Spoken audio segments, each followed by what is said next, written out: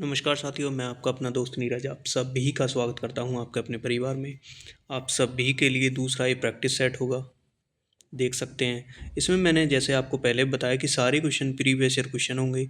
UP constable की तैयारी है ये अति महत्वपूर्ण क्वेश्चन कंप्लीट प्रैक्टिस सेट। तो कंप्लीट प्रैक्टिस सेट में क्या होगा आपकी Hindi 37 question, reasoning 50 question, GK UP G K 38 question और आपके मैथ के 25 क्वेश्चन। देखो रीजनिंग में मैंने 50 क्वेश्चन क्यों दिखाए हैं।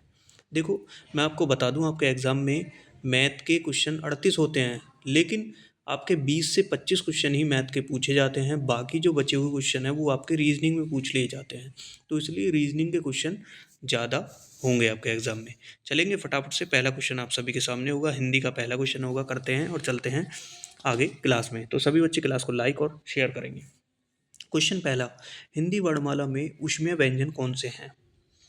तो हिंदी वर्णमाला में ऊष्मीय व्यंजन मैं आपको बता दूं श और आपके है, ये आपके क्या होते हैं साथियों, ये ऊष्मीय व्यंजन आपके होते हैं। क्वेश्चन दो, हिंदी के जिन वर्णों का उच्चारण करते समय केवल श्वास का प्रयोग किया जाता है उन वर्णों को क्या कहते हैं। मतलब जिसमें केवल सांस का प्रयोग किया जाता है। तो केवल किसमें बच्चों सांस का प्रयोग, वो आपके अघोष होते हैं। ऑप्शन ए, जिसमें केवल आपका सांस का उपयोग किया जाता है। क्वेश्चन तीन, कौन सा शब्द घोड़ा का पर्यायवाची नहीं है। तो एक शब्द है जो घोड़ा का पर्यायवाची नहीं है, वो आपको बताना है। तो ऑप्शन सी, शार्दुल, ये आपका घोड़ा का पर्यायवाची नहीं है। क्वेश्चन चार, मीनाक्षी का पर्यायवाची शब्द है। मीनाक्षी का पर्यायवाची शब्द आप सभी को बताना है। मीनाक्षी, मीनाक्षी का पर्यायवाची शब्द आपको बताना है। तो देखेंगे आपको बताया कि मीनाक्षी का पर्यायवाची, देखो मीनाक्षी का पर्यायवाची ऑप्शन बी आपका दुर्गा है ना, ये मीनाक्षी का आपका पर्यायवाची यहाँ पर हो जाएगा। नेक्स्ट क्वेश्चन, क्वेश्चन नंबर 5, प्रिय का तद्भव शब्द है। तो प्रिय का तद्भव शब्द आपको बताना है। देखो तद्भव शब्द वे होते हैं जो हिंदी के होते हैं और तत्सम शब्द को इससे जो संस्कृत के होते हैं।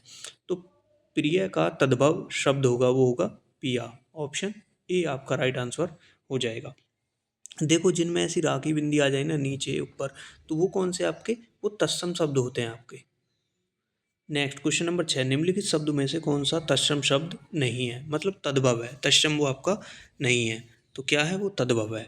तो कौन सा शब्द होगा साथियों, वो आपका हो जाएगा नेहे। ऑप्शन डी आपका राइट आंसर यहाँ से हो जाएगा। नेक्स्ट क्वेश्चन पे चलेंगे, क्वेश्चन नंबर 7, पीछे पीछे चलने वाला वाक्य के लिए एक शब्द, जो पीछे पीछे चलता है उसके लिए एक शब्द कौन सा हो जाएगा, वो हो जाएगा अनुगामी। ऑप्शन बी आपका राइट आंसर यहाँ से हो जाएगा। क्वेश्चन 8, जिसकी कोई कीमत न हो सके, वाक्यांश के लिए एक शब्द, जिसकी कोई कीमत नहीं होती उसे क्या कहते हैं बच्चों, अमूल्य होती है वो चीज़ जिसका कोई मूल्य आपका नहीं है। क्वेश्चन नंबर 9, निम्नलिखित में से शुद्ध वर्तनी वाला शब्द है। आपको चार अशुद्ध, मतलब चार वर्तनी दी हैं उनमें एक शुद्ध है, तीन अशुद्ध है, तो शुद्ध का आपको चयन करना है। ठीक है, क्वेश्चन 9 में तो शुद्ध कौन सी बच्चों, जो ऑप्शन बी में लिखा है ना हिरण्यकश्यपु, ये बिल्कुल सही हो जाएगी, बाकी तीनों गलत लेख रखी हैं। क्वेश्चन 10, निम्नलिखित में से शुद्ध वर्तनी वाला शब्द, फिर से आपको शुद्ध वर्तनी वाला शब्द बताना है। तो बच्चों ये ऑप्शन आपका जो ए है ना कवित्री, इस तरीके से बिल्कुल शुद्ध लिखा गया है। देखो मैंने आपको पहले ही क्लास में भी कराया, ये क्वेश्चन फिर से रिपीट हुआ है। ये क्वेश्चन वो है जो बार बार एग्जाम में पूछे गए हैं। चलो नेक्स्ट चलते हैं। नेक्स्ट आपके होंगे जीके के क्वेश्चन वन लाइनर के रूप में। आजीवक संप्रदाय के संस्थापक कौन हैं। मखली गोपाल, किसके, आजीवक। ये देख सकते हैं कितनी बार एग्जाम में पूछा गया है। दूसरा है, प्रारंभिक जैन साहित्य किस भाषा में लिखा गया था, वो अर्ध आपके मागधी में। यापनीय एक संप्रदाय है जैन धर्म की। तीर्थकाल शब्द संबंधित है किससे, जैन से। वह जैन सभा जिसमें अंतिम रूप से श्वेतांबर आगम का संपादन हुआ, तो कौन से, बलभी। प्रभासगिरी जिसका तीर्थ स्थल है वह है कौन बच्चों, जैन। वह धर्म जो विश्व विनाशकारी प्रलय की अवधारणा में विश्वास नहीं करता, तो कौन सा है वो, जैन धर्म जो है वो विश्वास नहीं करता। अब पढ़ेंगे बुद्ध धर्म के बारे में। बुद्ध धर्म का जन्म हुआ था कौन से, बुद्ध का जन्म हुआ था कहाँ से, लुम्बिनी से। बुद्ध की मृत्यु जहाँ हुई वह स्थान अब कहाँ है वो? कहाँ है बच्चों? उत्तर प्रदेश में है। बुद्ध के जीवन की वह घटना जिसको महाभिष्मनीकरण के रूप में जाना जाता है। महाभिष्कर्मण के रूप में जाना जाता कौन से? वो स्थान आपका गृह त्याग हो जाएगा। नेक्स्ट, धर्मचक्र परिवर्तन किया गया था कहाँ? वो सारनाथ में। सारनाथ में अपना प्रथम प्रथम प्रवचन दिया था। किसने दिया था? वो महात्मा बुद्ध ने प्रथम प्रवचन कहाँ? सारनाथ में दिया था। बौद्ध ने सर्वाधिक उपदेश दिए थे कहाँ? श्रावस्ती में। बौद्ध संघ में भिक्षुणी के रूप में स्त्री के प्रवेश की अनुमति बुद्ध द्वारा दी गई थी कहाँ? वैशाली में। बुद्ध के जीवन काल में ही संघ प्रमुख होना चाहिए था, वो है देवदत्त। बुद्ध द्वारा रूपांतरित में अंतिम व्यक्ति था, वो कौन था? सुबुद्ध। त्रिपिटक है वो बौद्ध बुद्धों के क्या है? उपदेशों का संग्रह। देखो बच्चों, कोई भी बीच में से नहीं जाएगा। इसमें आपकी हिंदी, यूपीजी के, जीके, रीजनिंग, मैथ, ये सारे टॉपिक एक ही क्लास में मैं क्लियर करने वाला हूँ। आप ये डेली प्रैक्टिस सेट जरूर लगाएं। बुद्ध धर्म में त्रिरत्न इंगित करता है कौन से? बुद्ध, धम्म और संघ को। प्रथम बौद्ध समिति का आयोजन हुआ था कहाँ? किसने किया था? वो अजातशत्रु के शासनकाल में। संसार अस्थिर व क्षणिक है, यह कथन था किसका? बौद्ध का। वह बौद्ध ग्रंथ जिसमें संघ जीवन के नियम प्रदान किए जाते हैं वह विनय पटक। ये आप देख सकते हैं कितने इंपॉर्टेंट क्वेश्चन थे। अब चलेंगे आगे। क्वेश्चन नंबर पहला आपका होगा रीजनिंग का, आपके सामने। चलो करो। यदि जोड़ को ए, भाग को बी, घटा को सी तथा गुणा को डी कहा जाए तो निम्न समीकरण को हल कीजिए। देखो इसको हम लिखेंगे इधर, बिल्कुल अच्छे से लिख लेंगे इसको। ये है यहाँ पे 18। अब कह रहा है, ये कह रहा है गुणा को डी कहा जाता है। यहाँ क्या है? यहाँ गुणा कर लेंगे, इसको डी कहा गया। ठीक है। अब इसके बाद क्या है बच्चों? वो है 2। अब है सी को क्या कहा गया है? वो घटा को सी, घटा को सी कहा गया है तो घटाना आ जाएगा यहाँ। फिर क्या है? फिर है 20। चलो अब फिर से कह रहा है ए, यदि जोड़ को ए कहा जाए तो ये जोड़ हो गया ए। ठीक है। इसके बाद क्या हो दिया हुआ है? 2। फिर क्या है? ए, फिर से 2 हो जाएगा। ठीक है। फिर हो जाएगा आपका 18 और बी। अब कह रहा है भाग को बी कहा जाए तो भाग को क्या कर लेंगे हम? बी कह देंगे। ये क्या है? 9। तो इसको सॉल्व करना है। तो देखो बच्चों, इसको सॉल्व कैसे करते हैं आप सभी को पता होना चाहिए। ये बोर्डोमास का नियम होता है। पहले आपका भाग, गुणा, माइनस, प्लस, इस तरीके से इसको जो हम सॉल्व करते हैं। तो चलो करो इसको सॉल्व। देखो सबसे पहले भाग करेंगे। 9 दूनी 18, यहाँ से 2 आया। 18 दूनी 36 माइनस 20 और ये +2 ये +4 हो गया। ठीक है। ये आपका क्या हो गया साथियों? प्लस आपका यहाँ से 4 हो गया। अब देखो यहाँ से 36 में से 20 गए आपके, 36 में से आपके जाएंगे बच्चों 20, तो बचेंगे कितने 36 में से? तो 36 में से 20 गए, 14 बचे और प्लस आपके 4 ये, तो ये हो गई 18। 18 आपका ऑप्शन में नहीं है, तो ऑप्शन में गलत जो है इसमें दिया हुआ है। जो 20 है ना, इसको आप 18 कर लीजिए। 18 बिल्कुल आपका राइट आंसर हो जाएगा, ऑप्शन बी। देखो 9 दूनी 18, 2 आपका बचा यहाँ से, 2 ये है तो ये हो गया 4, प्लस का 4 माइनस का 20। ठीक है। और ये 36, 36 में से 20 गया, 36 में से 20 गया तो आपका 14 बचना चाहिए, है ना। देखो 6 नहीं 16 बचेगा, सही है 16 ही तो बचेगा। हमारा भी दिमाग कहाँ पहुँच गया, 16। ठीक है। अब सही हो जाएगा, बिल्कुल सही है भाई।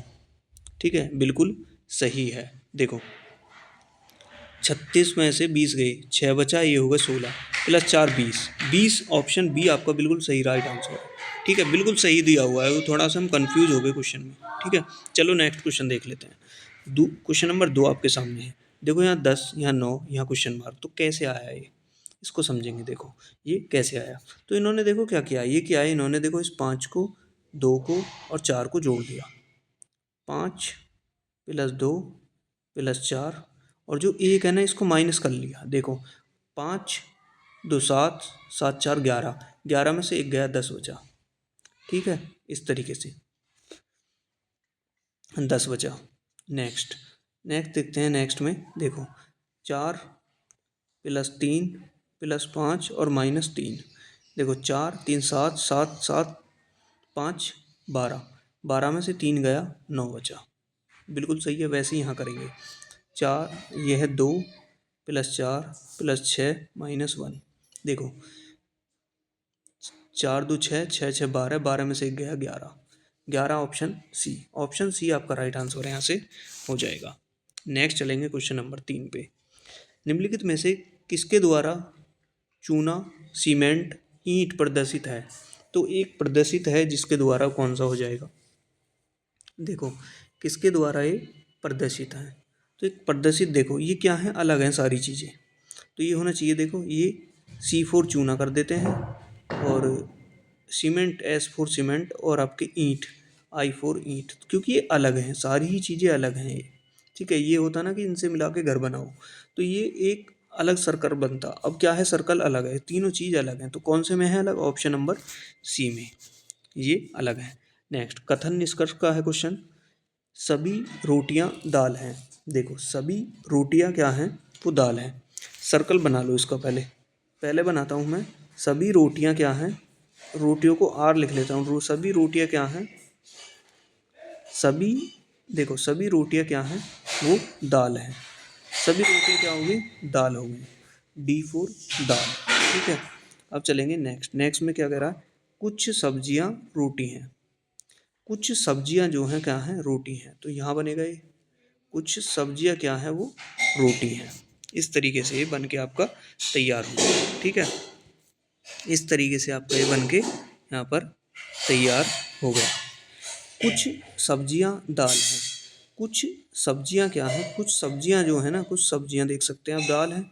बिल्कुल सही बात है, दाल है। कोई दाल सब्जी नहीं है। कोई दाल जो है वो सब्जी नहीं है, ये गलत है। ठीक है, पहला बिल्कुल सही है।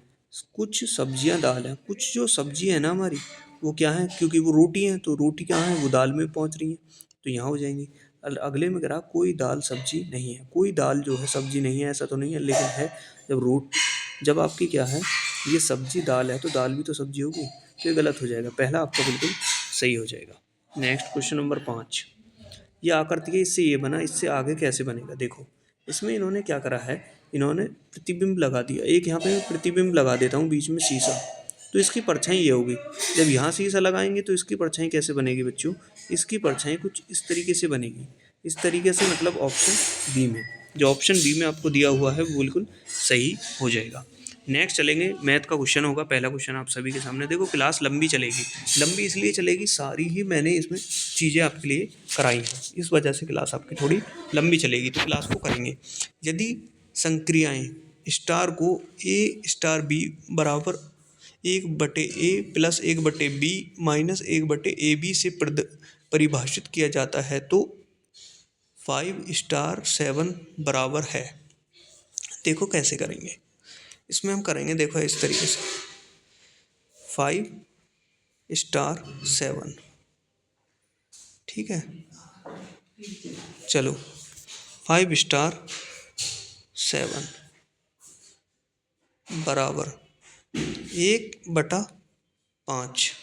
देखो यहाँ प्लस दे रखा है, तो 1/7, तो इसको कर लेंगे हम प्लस। ठीक है, आगे है माइनस, माइनस दे रखा है, तो माइनस को 5 की 7 में गुणा करेंगे, तो सीधा लिख लेंगे 5 7 35। इस तरीके से इसको हम यहाँ पे लिखेंगे। अब देखो 5 का और 7 का एलसीएम आएगा 35।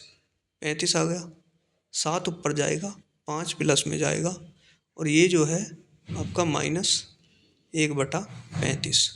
ठीक है, 1/35, तो देखो 7 5 12, 12 में से एक गए तो 11, ये हो जाएगा 11/35।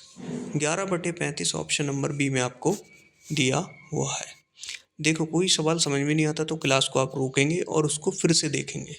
चलो नेक्स्ट क्वेश्चन आपके सामने है, क्वेश्चन नंबर 2। 144 ए की 3 बी की 3 सी की 3 बटे 24 बी की 2 सी समीकरण रूप है, बताओ किसका? इसको सॉल्व करो। देखो सॉल्व कैसे करेंगे इसको, यही कर देता हूँ इसको सॉल्व। देखो इसको काटो 12 से, 12 दूना 24। पेन का कलर कर लेते हैं चेंज। अब काटते हैं इसको, 12 दूना 24 और 12 एकम 12 और 12 दूनी 24 और 2 दिया 6। तो ये हमारा 6 बचा। तो ये क्या बचा 6। तो ए ऊपर कितनी है 3, नीचे क्या है एक भी ए नहीं है, तो ये आएगा ए 6 ए की 3 और आप ऊपर 3 बी है, नीचे एक 2 बी है, तो एक बी बचा, बी बचा कट गया। ऊपर 3 सी है, नीचे एक सी है, तो सी कितने बचे 2 बचे, तो सी की 2। तो ये कौन से ऑप्शन में है, ये कौन से आपके ऑप्शन में है, ये देखो ये आपके ऑप्शन ए में ही है, ऑप्शन ए आपका राइट आंसर हो जाएगा। नेक्स्ट क्वेश्चन पे चलते हैं, क्वेश्चन नंबर 3। 3 व 5 का तृतीय समानुपाती क्या होगा। 3 और 5 का तृतीय समानुपाती आपको यहाँ पर बताना है, तो क्या होगा। देखो इसका सबसे आसान तरीका वो क्या है, तृतीय समानुपाती पूछे तो बी का स्क्वायर अपॉन ए, ये होता है तृतीय समानुपाती का सूत्र। तो क्या होगा देखो, बी का स्क्वायर मतलब 5 का स्क्वायर 25/3। तो राइट आंसर आपका ये हो गया, ठीक है, राइट आंसर आपका ये हो गया। Next question number 4। 2, 3, 5 का चौथा समानुपाती क्या होगा। तो इन सब का चौथा समानुपाती आपसे पूछा है क्या होगा। तो ये कैसे करते हैं, देखो ये कैसे करते हैं, ये करते हैं बी सी अपॉन ए, जब आपको कौन सा चौथा समानुपाती निकालना हो। और तीसरा समानुपाती निकालना हो, मैंने आपको दिखाया बी का स्क्वायर अपॉन ए, ठीक है, इस तरीके से। तो हमें निकालना है चौथा समानुपाती, तो ऐसे करेंगे। चौथे में क्या, देखो बी कहाँ है आपकी 3 है, 3 गुणा 5, सी कितनी है 5 अपॉन ए कितना है 2, तो 5 दिया 15, 15/2, 15/2 ऑप्शन नंबर आपका बी राइट आंसर यहाँ से हो जाएगा। Next question, question number 5। Fridge और टीवी की कीमत का अनुपात 5:3 है। यदि फ्रिज की कीमत टीवी से 5500 अधिक है तो फ्रिज की कीमत क्या होगी, बताओ। फ्रिज की कीमत आपको यहाँ पे बतानी है। तो कितना फ़र्क है दोनों में, देखो 5 और 3, तो फ़र्क कितने का हो गया, वो 2 का। कितनी माइनस करेंगे, 2 यूनिट हो जाएगा, ठीक है। कितना हो जाएगा साथियों, वो हो जाएगा आपका 2 यूनिट। तो किसका आपको यहाँ पे बताना किसका है, फ्रिज की कीमत क्या होगी, फ्रिज की कीमत क्या होगी, फ्रिज की कीमत क्या होगी। फ्रिज का अनुपात 5 दिया है, टीवी का आपको 3 दिया है, ठीक है। तो ये करेंगे 5500 गुणा 5/2, ठीक है, इस तरीके से इसको करेंगे। जब इसको हम पाँच की जब 5500 में गुणा करेंगे तो सीधा सीधा कितना आ रहा है 2700, ये आ जाएगा, ठीक है, 27,500 अपॉन 2, 2 से इसको डिवाइड करेंगे तो ये आएगा आपका 13,750। 13,750 कौन से में है, 13,750 ऑप्शन नंबर सी में है। तो ऑप्शन नंबर सी आपका राइट आंसर हो जाएगा।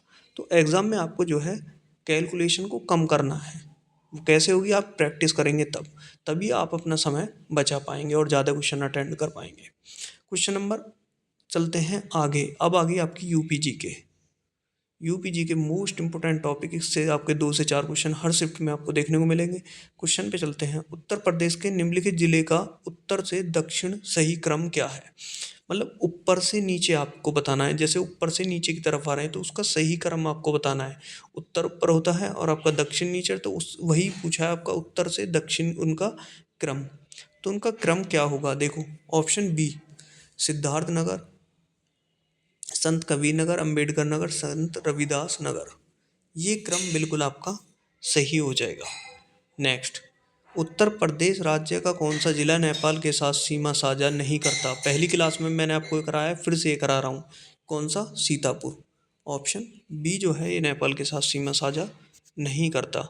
नेक्स्ट, उत्तर प्रदेश की सीमा रेखा भारत के कितने राज्यों से मिलती है।